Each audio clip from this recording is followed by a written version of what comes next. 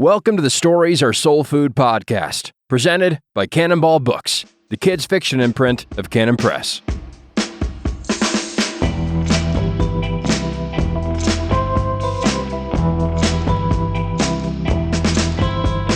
Okay, I'm ready to go. It's showtime. Episode 55 coming in. Episode 55. That's LV, folks, coming in hot. Just like a fajita. That's Nate's creepy voice. Yes. It is that my? I think I have several creepy voices. I've got many a creepy voice. Yeah. Is that your sort of a Batman voice? So maybe it's not creepy. Oh, I could do Batman voices. I run because they need me to run. I bat because they need me to bat. I am Bat. I am bat.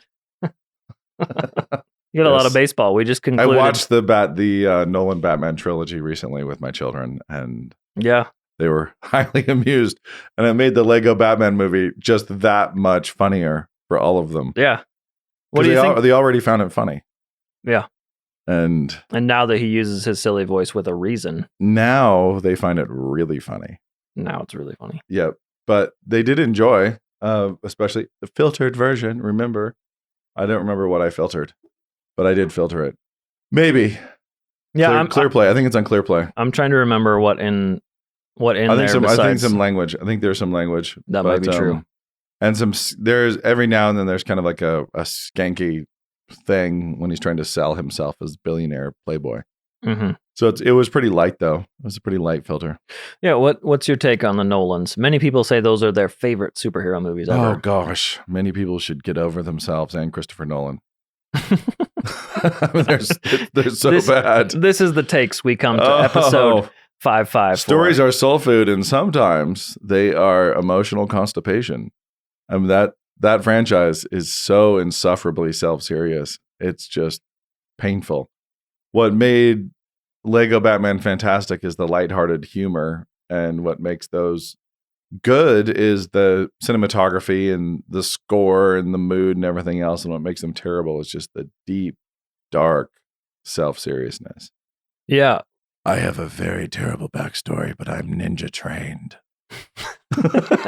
Ra's al Ghul to the rescue for ninja trained. And the reason why Joker was so huge is because he provided some levity. I mean, just some. There's some amount of like, oh, it's not all just mood, just nonstop, perpetual mood. Darkness.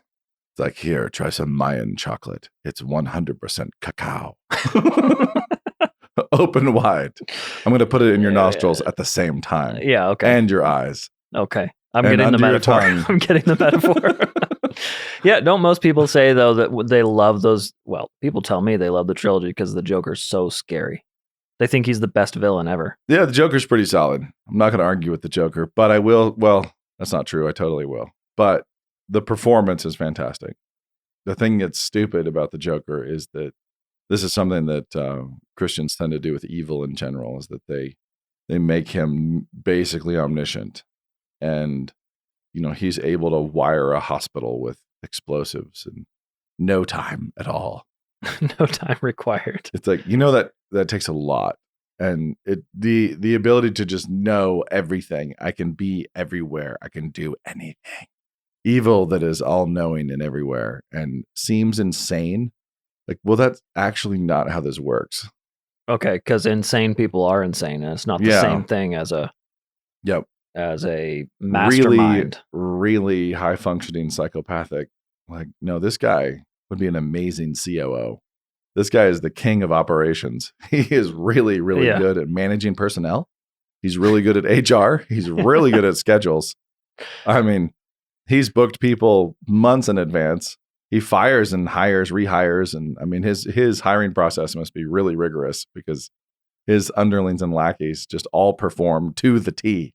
Yeah, and he only has to put a pencil in one's eye occasionally. Every now and then. But the performance is fantastic. But you have, this is a perfect example of how storytellers try to marry totally contradictory personality traits. Right. And say, see, it's all one, it's all together. Yeah, you can He's a complete madman. Complete agent of chaos who is the mastermind. Highly organized, highly informed. He is the one in the many. He is order and chaos, but is chaos. It's like he can be one of those things.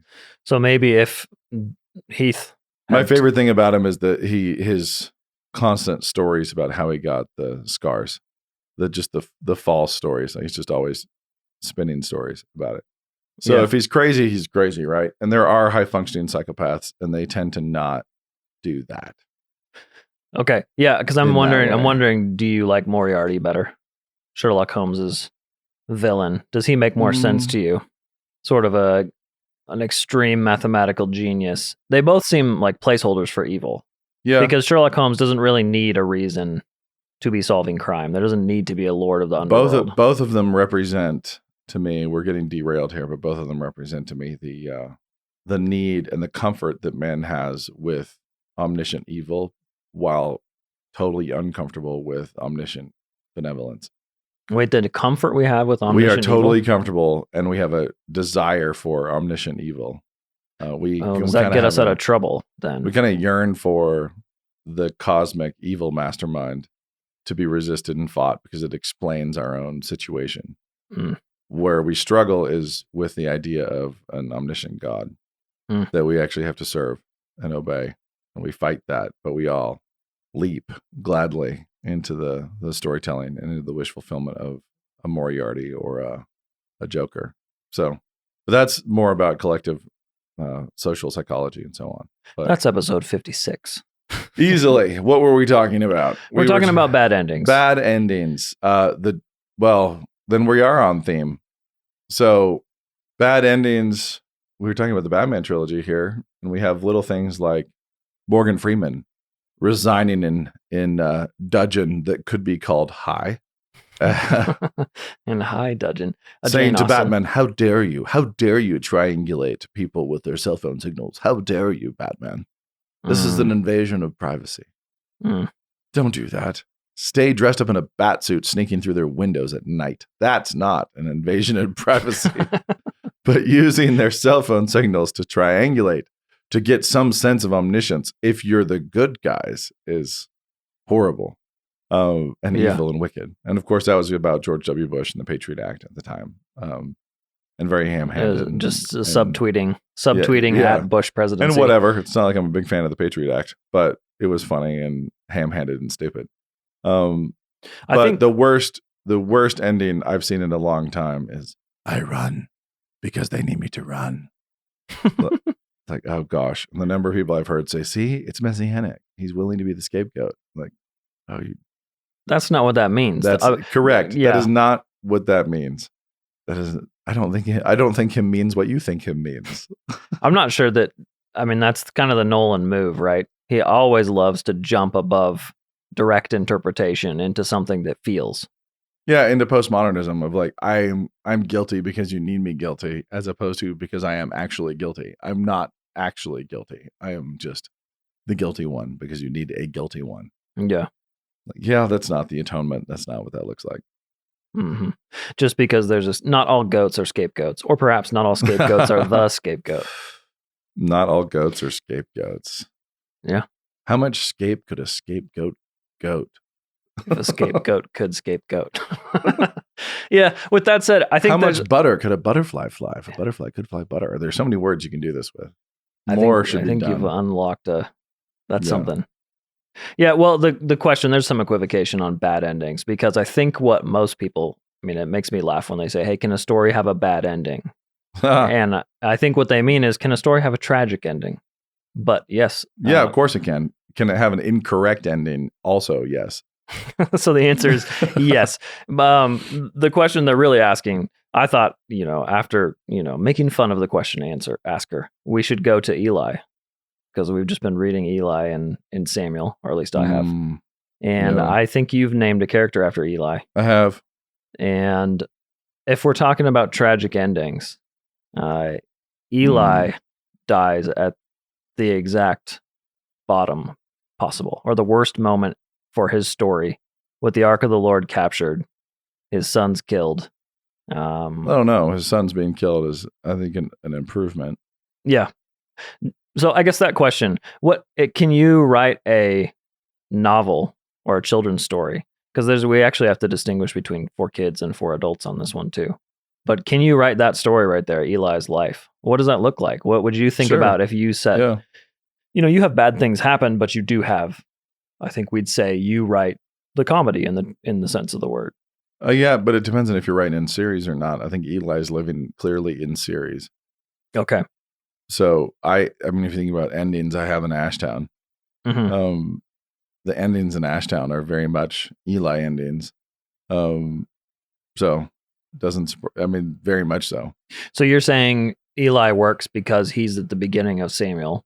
Yeah. And he's already passed off God's voice to the boy Samuel. Yep. And Samuel's the one who's going to guide the people of Israel. Correct. So Eli's being phased out. So in that sense, it's a bad ending to the first chapter. It's a cliffhanger. Yeah. It's a jarring cliffhanger that slingshots you into the next episode. So if you're watching a TV series, you don't want every episode to close off with resolution. And it shouldn't close off with resolution. It should close off with the tension that needs to be resolved and explored in the next episode. And so the passing of the baton, basically. And so bad endings in micro, in isolation, like specific to a nation, specific to a character, specific to a family, a region, a city, there are many, many, many of those. And in broader context, I think we have to say, with various philosophers through the years, that we actually are in, if we're talking about the big macro tapestry, the dance, the whole picture, the entire story that God's telling, that we are in the best of all possible stories. And so you can grab a slice and look at one little frame, one little corner, and say, but there's this is dark chocolate. Mm-hmm. But this thing is hard. This is dark. Yeah, it is. It is. And in the whole, it works. In the whole, this glorifies God. This does its job. It contributes to the symphony here. And so Eli's role in the story, in the whole story, glorifies God. And he contributes to the entire thing, to the entire picture. If you just said, man, this is a novel that's just Eli with his terrible sons and his own failure and then his death. Like, okay, why are we reading this? Like, what's... Yeah, so you're saying we have to read it understanding that Eli's grandson, the Ichabod, the glory is departed, is the idea that the glory will come back. So there's got to be that element of almost where creation of yearning to return, because who is Eli handing things off to? Samuel. What is Samuel famous for? Like establishing the rule of the kings, specifically most famous for removing the anointing from Saul and giving it to David, who is the one who returned the ark. Right. And so it's like there's all this, and wanted to build the temple, and God said no. Like there's And is David a tragedy? And like, no, David's not a tragedy either. But there's different portions of his life that are. If you were to slice different portions, yeah. I think people who are yearning for sad endings have probably just been reading too much cheese. That's kind of one of my thoughts is yearning, like people who yearn for the sad. Well, you're saying I just want a real book. I've heard some folks, or I imagine they're thinking, hey, I just want a real book, and all these happy endings just seem so fake. Real life's sad. Is that a faithless way to be? Yeah. Yes. You're terrible. All of you are terrible. I've probably created a straw man. No, they're out there. They're listening, and they're awful. Here's the question. I think that you have a situation where it's kind of weird. There's a weird fascination with darkness that some people have, a fascination with hardship, and they tend to be people who do not have any hardship in their lives. They don't actually have hardship. So, and this just kind of by design. So if you have a boy who loves war stories, just loves it. And he really, really loves reading all these books, watching all these war movies. And then he actually gets swept up into a conflict. And let's say this kid is living through the late 30s, And he's at the height of the American ethos and gunslingers and cowboys and adventures. And he gets thrown onto Guadalcanal, and like he's all the way in the worst of the worst of the worst. Once he's crawled through the guts of 3,000 disemboweled men, like how many of those little war stories and combat stories is he going to want to read? Yeah. This is something I was talking to my son about the sentimentality of pop Christmas songs from that mid-century era. Just how sugary, sweetie nice it all was on a wide pop level. I'm trying to remember which songs we're talking about. Like the Bing Crosby era, okay, like gotcha, all the Bing Crosby thing, everything. And even just like, I'll Be Home for Christmas. I remember, like the guys talking about trying to get back to pumpkin pie in Pennsylvania and all this kind of stuff. And I remember how emotionally impactful that song was to my grandfather. It's like, how? I mean, it's a marshmallow. Mm-hmm. I mean, like, it's a marshmallow. It's like, well, because he'd missed multiple Christmases through 2 wars. So when you've been through 2 wars and you've killed many thousands of people, you've been in combat, you've missed your kids on Christmas because you might be dying because you're in combat. It's like, you know what? A little bit of the saccharin is awfully nice. So then you go on the other side, you go to our lives where you have a housewife who actually has it freaking easy. She has a husband who works hard, puts food on the table. She has a great minivan. It's like, but you know what? It's not exciting. There's nothing exciting happening. There's nothing, it's like the most exciting thing happening is that, Johnny's having some trouble with diarrhea repeatedly. It's like that's it. And she's yearning for, a harder story, a tougher story. It's like, well, the reason why is because you are living safely inside of city walls that other people have died to build. And so it's easy to like throw your imagination way outside, to want to be out there where things are hard and grueling and brutal. Like, well, if you ever were out there, if that ever happened to you, then you would be watching Shirley Temple for the rest of your days. I mean, it's like, right. It's one of those things where there's just aspects of our own experience that are missing. People who have been drug addicted and miraculously saved, who have real darkness, like real darkness, tend to not be as drawn to tales of real darkness. Right. You're just basically saying Saving Private Ryan was not made for the World War II vets. No, it was not made for guys who crawled up Omaha Beach through the through the limbs of their friends. Right. Like it was made for the people who didn't realize what those men went through.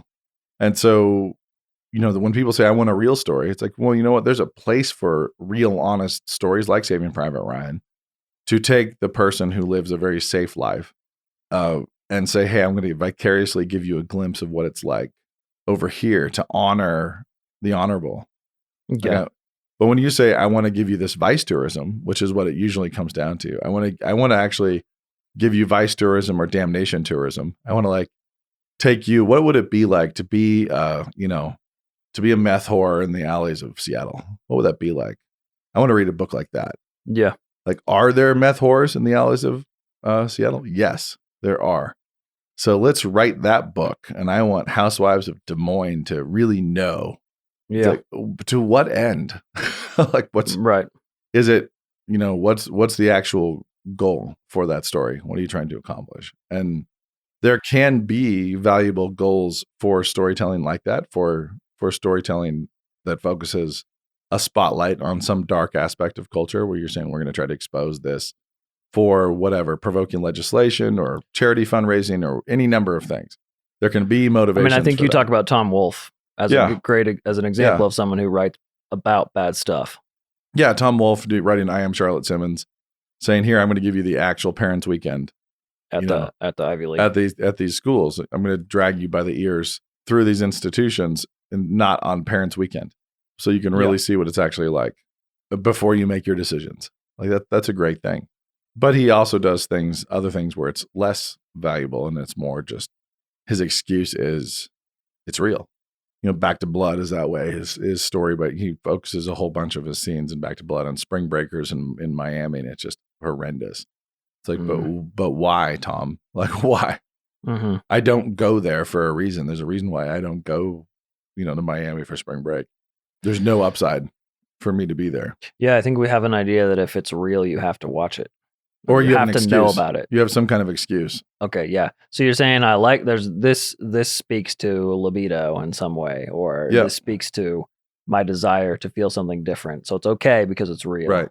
Yeah. Just know that mankind fell because we ate the fruit of the tree of the knowledge of good and evil, which means knowing there is a knowledge of good and evil that is bad for us.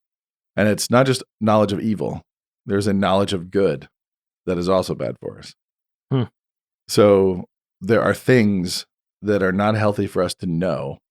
And we could say, but it's true, it's real. God knows it. In other words, God knows it, therefore I have a right to know it. It's like actually incorrect. That is the slope down which the entire human race fell. Don't use that excuse. Like that is the excuse that got the fruit put in the mouth of man in the first place. So don't you do it either. Yeah.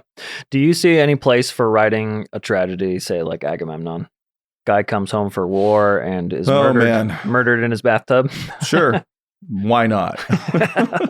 So it just depends. Yeah. Yeah. Depends on the mood that's on me. And I mean, it's actually, I think it has to do a lot with for a creator, it has a lot to do with expenditure of time. I only have so much time in my life. I only have so many creative hours in my days. And so if I think, man, I need to I'm going to put this into the world, and it might be good for 18 people. This might be effective for 18. It's not going to be good for millions, but there's 18 people out there who need this. And I'm just going to, this kale chip, I'm going to make a kale chip. The mood is on me. Low sodium kale chips. I'm going to make a low sodium kale chip, and I'm going to put it out there, and there's going to be somebody who needs it. Sure. If that fancy really took me, I think sure, fine, but it's unlikely. Yeah. When I'm looking at stories with overtly sad endings, when you Google what are sad endings to stories, you get stuff popping up that's Drek, like Fault in Our Stars. Right. Where, what is this? 40 plus Yale professor is playing with the emotions of teenagers with cancer. I have not had the privilege of reading The Fault in Our Stars. Is John a Yale professor now? I can't remember. He's a professor of sorts. Oh gosh. I'm throwing Yale. He's a funny dude. I mean, the thing it's funny. I like John. John's fun, but I've not hung out with him in a long time. Yeah. But it's I've never read one of his books. I've only That's read. That's the kind of thing you don't say on a podcast, right? But it's okay. He's never read one of mine. I know this to be true. We've hosted cocktail parties together, but we've never read each other's stuff. Yeah. And he was a great cellmate. Awesome. In terms of I've only read Turtles All the Way Down. Okay. Yeah. I found him to be commercially extremely astute. Like Nicholas. That's what I was going to say. Nicholas Sparks, just being like, you know what? Hats off to you for making enormous amounts of money off of the emotional vulnerabilities of the feeble-minded. Well, to me, he had a couple of blog posts about why you would publish in particular routes. And he was saying, hey, here's how much money I could make here. Here's how much I can make here. And he was running the calculus on it. And that was very helpful for me as a publisher. That's actually one of the reasons why I liked him. It's because there was just a straight up honesty about him. And because he's legitimately funny. He's a legitimately funny guy to hang out with and talk to. Well, at a cocktail party, that's not the worst. No, it's not. Especially when surrounded by hundreds of librarians who are drinking too much, which is a completely different problem. Who are very into the Dark Knight trilogy. Yeah, and I don't know about that, but you end up in situations like that where you have to kind of go back to back with somebody and just fight for your life. This sounds awesome. I need to hear more. How long are these things? Oh, that one was. I think we were at one event together briefly, then one longer one that was tough, but he acquitted himself like a man, and I ended up running. Basically.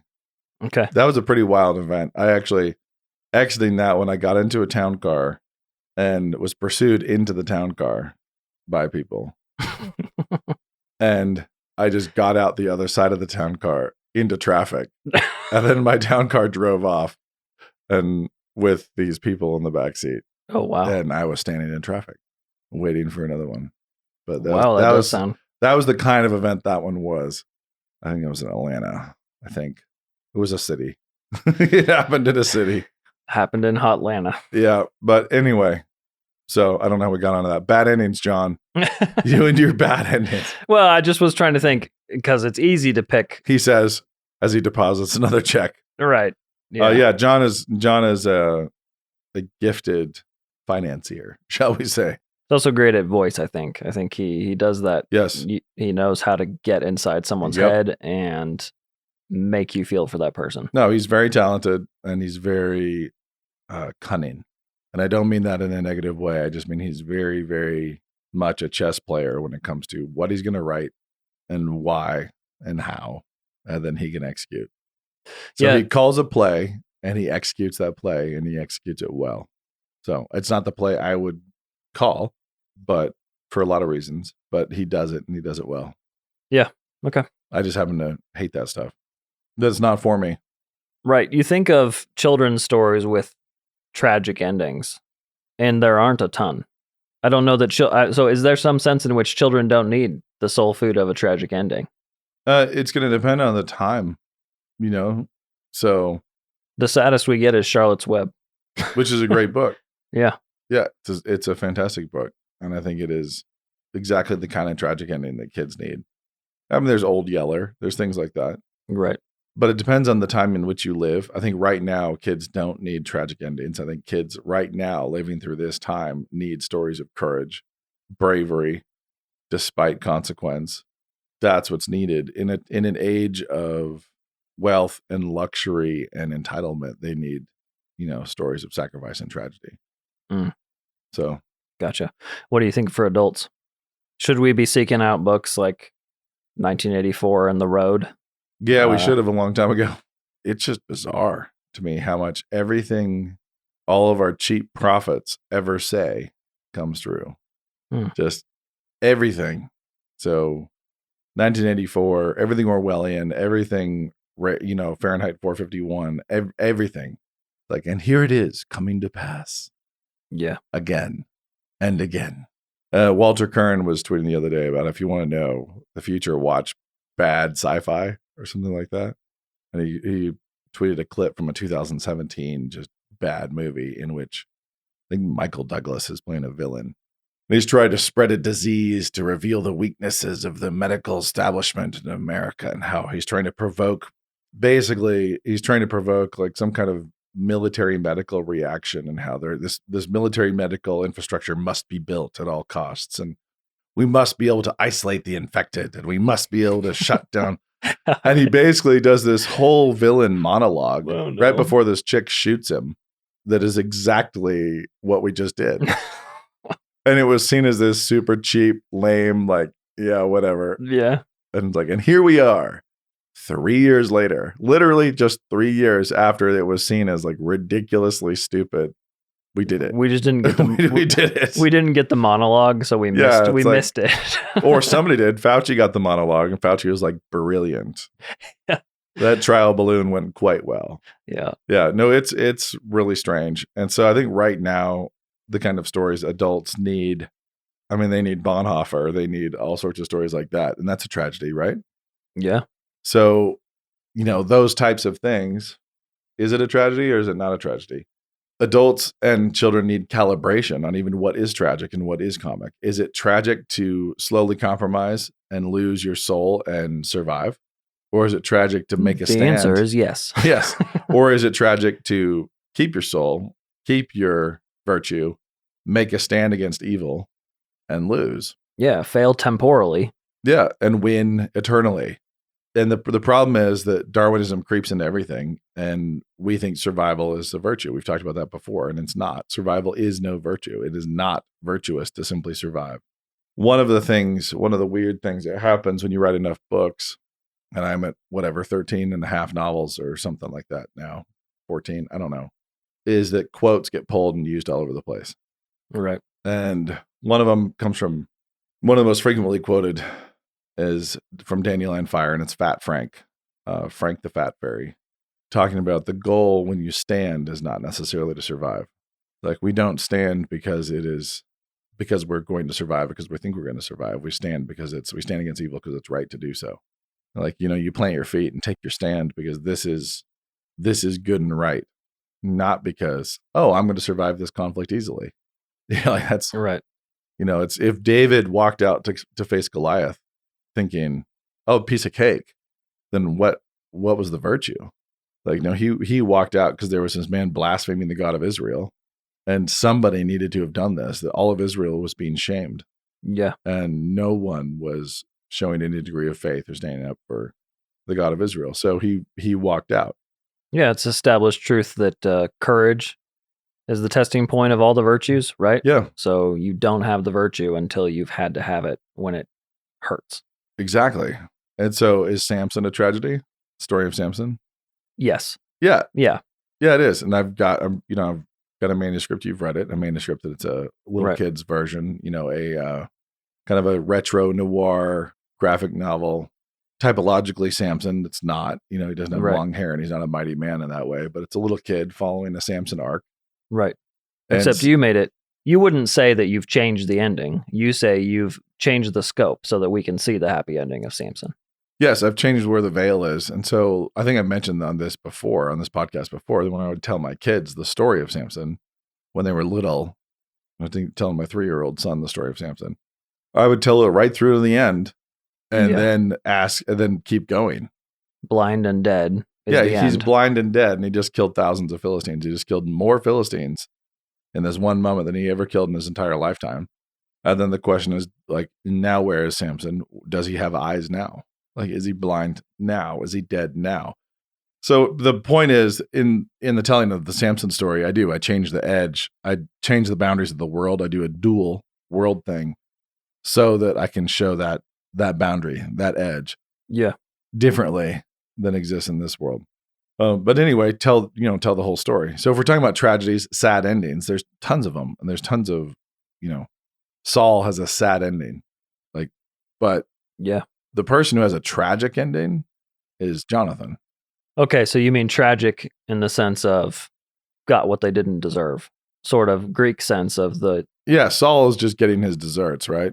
And he kills himself. Yep. Jonathan is bound in covenant to his father and to David. Jonathan is both the king and the new king. Jonathan is the one who has a tragic flaw, traditionally understood. He's the house divided against itself. He's the man loyal to 2 kings, and is trying to navigate that loyalty throughout, and dies young. Yeah. I mean, I had forgotten that he almost got stabbed by his dad also. Yeah. It isn't just David. Yep. Saul tries to skewer Jonathan also. Yeah. So in our next podcast, we're talking about the story that we'll get into David more. But anyway, as far as sad endings go, there are micro sad endings. There are plenty of them, lots and lots of sad endings, but all of them have to be seen in context in the wider frame. Right. And we don't have time to get into this, but I'm just reminded of when the moderns tell a very sad story. So when, what's his name? Steinbeck tells of Mice and Men and has that kind of gut wrencher at the end. That's almost a tool. I don't feel that it's more realistic. People will feel the bad ending is realistic, but I just see Steinbeck messing with your emotions to make you feel a particular way. Yeah. With that bad ending. It's not like he's being honest and those who tell the happy ending are not being honest. Right. Or similar with Doll's House, jumping back, where you have that story of the desperate housewife who kills herself. Ibsen's play that became kind of a feminist. Those kinds of things are not more real, but they get this cultural cachet of being more real. More realistic because they showed you something poopy. Yeah, that you hadn't experienced yet. So you have all these happy people reading these sad stories and they think, man, this must be real because I haven't experienced it. I don't quite get that move. Yep.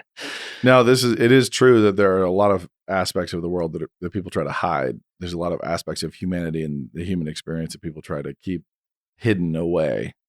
And so there's a temptation to, get behind the veil and then to not know when to stop. So it's kind of like when the Overton window moves, my son was pointing this out, is when the Overton window moves far enough to the left, which is what it's been doing, that people on the right who have been left behind have no metric for insanity. Which ideas are insane and which ideas are reasonable or were reasonable. There's like, because all of you are now like way outside, the realm of discourse, of acceptable discourse. So is a Holy Roman monarchy the answer? Like he's got friends in school who are like, a monarchy is the only way. Oh, just like, what? Where did that come from? What? Abolish women's suffrage, says some law student at Columbia University. And you're like, what? Oh, yeah. Like this is, and so it's sort of this, it's this odd moment where there's no spectrum at all. Once it moves, and you have the same thing when we put the veil of what is taboo or what is off screen. If you're too Victorian and you put that veil, too far into normal life, and so you don't allow art or stories to venture into the real, like quote unquote into the real, into explorations of the real humanity of people, and you only see people after they have their makeup on. You think it's just all the movies in the 1950s when people are in bed with full makeup. It's like, and that's it. Then once you go past that veil, you don't know where to stop. Like you're kind of like past the fence. There's no guidelines for like how much is too much. We're pushing too far. And so, you want to try to basically, once again, circling all the way back, get your guidelines from scripture. What's the kind of thing that is acceptable to tell? What's the kind of stuff that's okay in storytelling? And I'll tell you what, that line is a lot further than scrupulous evangelicals think. Right. It's a lot. So as much as you make fun of baskets of kittens storytelling, you're just saying that it's not all baskets of kittens. No. And in fact, it's not all baskets of kittens. And if you take your guidelines from scripture and the kind of stories that scripture tells, man, the stuff that's off limits is real bad. Like it's the stuff that can be permitted is permitted in particular forms of execution, but a lot more is permitted on screen and in storytelling than we might initially expect. And my source for that is the Bible. Footnote, the Bible. Read it. We'll talk about that more in the next episode. That's it. Episode 55 is out. Bad endings. It was a bad ending to our episode. That was great. If you enjoyed this episode, be sure to get your copy of Indy Wilson's feature film, The River Thief. Available now on Blu-ray and DVD at canonpress.com.